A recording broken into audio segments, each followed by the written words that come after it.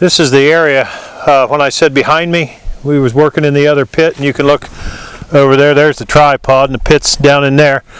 This is a lot of the fill that we've moved out of the way, but I was telling you earlier that a lot of times the Indians wouldn't dig down. They would dig around on the edges and the tops of these. This is a giant flint head right here, and it's mostly the black Nether's flint with some banding and stripes and quartz crystals, my bad, sorry.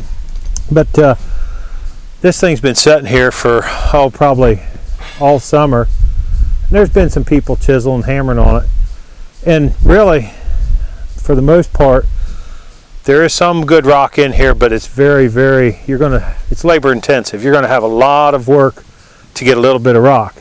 Now if I can show you, you can see the face of the wall, and that's the way it does. If you'd go back in here maybe a foot, you might knock off a whole surface. As you can see, there's some clay that is formed around it, or inside it. These holes right here, we call them big worm holes, but it's quartz crystal pockets. And this particular head, probably maybe 2 foot all the way around it, yielded some nice rock.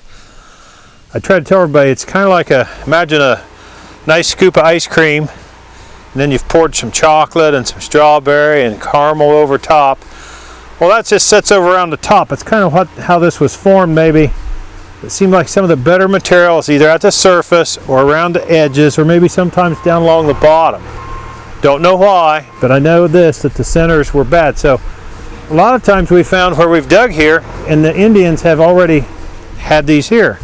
So they have basically, 2,000 years ago or more, it may look just like this right now. But I know this for a fact that there is some good rock in here, but it's pretty much labor intensive. I've got another place over here. If Wade follows me with the camera, I'd like to show you folks. And if you would just follow me, Wade, with the camera.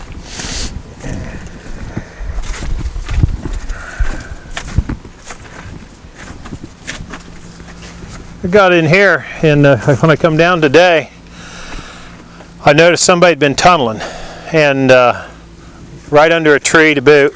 And you can see down inside here, there is flint, in this wall. By looking at it, I don't think it's very good. If you look on top of the head, where my hammer is from there up, you can see the different pieces, the debitage in the wall. So at one time they've had this exposed, and they've actually put dirt back over top of it. Okay.